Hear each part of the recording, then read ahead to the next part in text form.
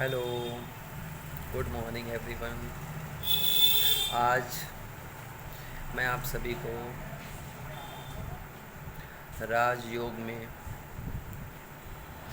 परमपिता परमात्मा द्वारा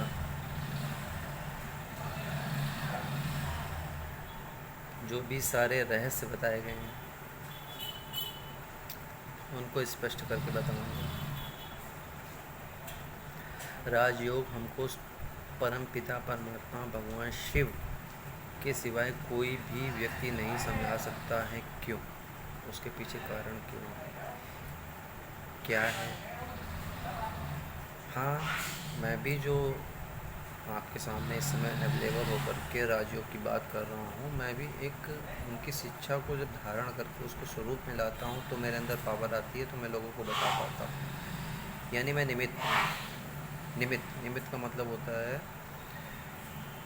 कराने वाला कोई और है, आप बस करके चले जा रहे हैं। इस प्रकार की स्मृति को जब हम धारण करके लोगों के सामने आते हैं तो ये निमित्तपन कहा जाएगा।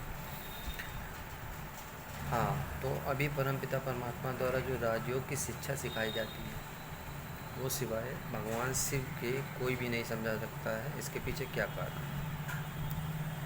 क्योंकि दुनिया में वर्तमान समय में ऐसा कोई भी व्यक्ति नहीं है जिसको आदि यानी शुरुआत से लेकर के मध्य से लेकर के अंत तक का ज्ञान है।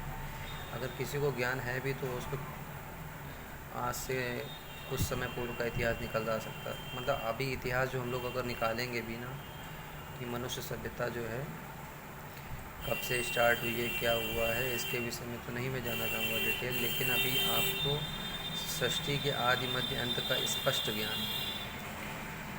सृष्टि के आदि मध्य अंत का स्पष्ट ज्ञान, और हमारे पूर्वज देवता थे और हम देवता बनने के लिए क्या पुरुषार्थ करें, इस प्रकार की शिक्षा कोई दुनिया में दे सकता है?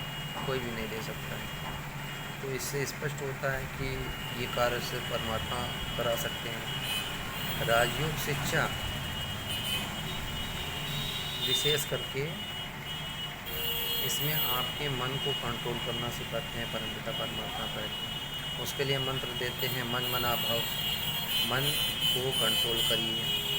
जब आपका मन कंट्रोल हो जाएगा, देखिए दुनिया में कोई भी मन को कंट्रोल करने की स्पेसिफिक विद्या क्या है? किसी भी स्थान पर कंट्रोल करना, मतलब किसी भी स्थान को देखते हुए उस स्थान पे केंद्रित करना अपने ध्यान को, उसको जो भी अपनी अपनी विद्याएं हैं। लेकिन हमारे यहाँ जो है परमपिता परमात्मा द्वारा मन को कंट्रोल करने की अद्भुत विद्या सिखाई जाती है।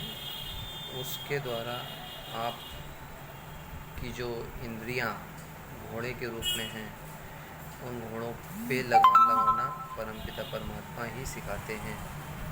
तो फर्स्ट चीज़ तो ये करते हैं।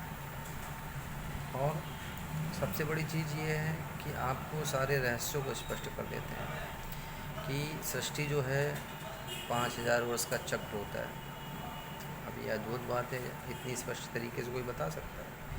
और ये हूबहू रिपीट होती है। जैसा अभी 5000 वर्ष बाद मैं जब परमपिता परमात्मा से मिला और मैंने उस शिक्षा को ग्रहण किया, अब अगले 5000 वर्ष बाद ऐसे फिर मैं इस अद्भुत शिक्षा को ग्रहण करूँगा और फिर से इसी तरीके से चक्र रिपीट होगा।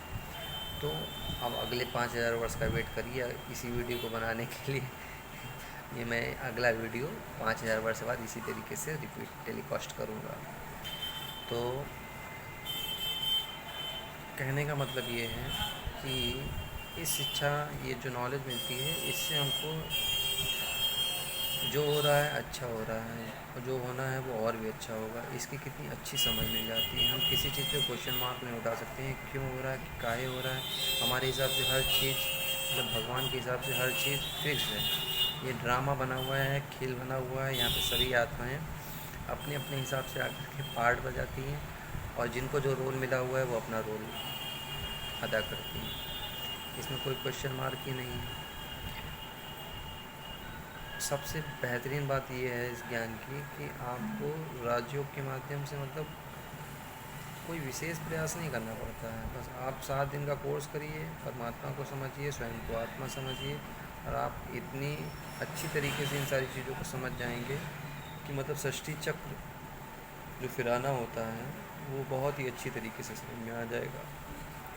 बहुत सारी चीज़ें हैं, अभी स्पेसिफिक इसी विषय पे मैं आपको थोड़ा सा और भी बताना चाह रहा हूँ कि राजयोग में जो हमारे परमपिता परमात्मा हैं,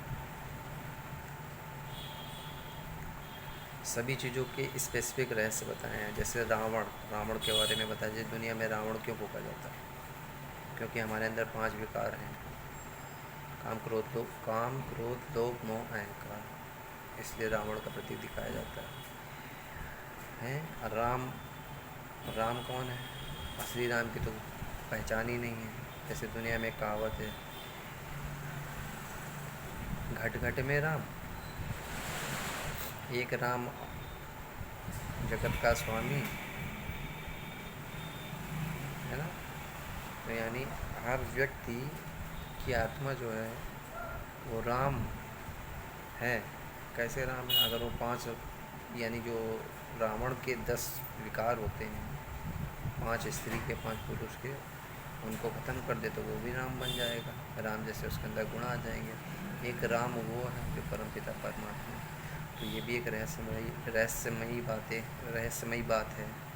रावण कौन है, राम कौन है, सीता कौन है? इस समय हमारी आत्मा सीता भी है, क्योंकि ये 5 विकारों से ग्रसित है।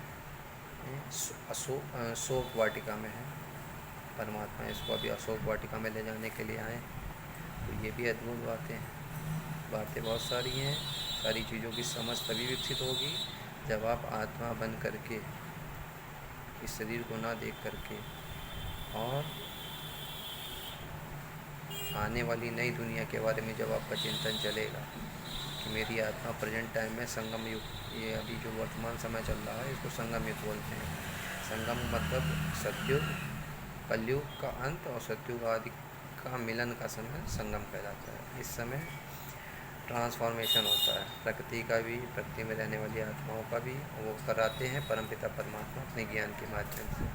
जो ज्ञान जिस ज्ञान को मैं अभी आपके सामने चर्चा कर रहा हूँ, इसको राजयोग कहते हैं। ये परमपिता परमात्मा शिव द्वारा सिखाया जाता है। तो ये बहुत सारी चीज़ें हैं, इन सब चीज़ों के विषय में डिटेल आप जानकारी ले सकते हैं। ओके, आज के लिए इतनी ही। ओके।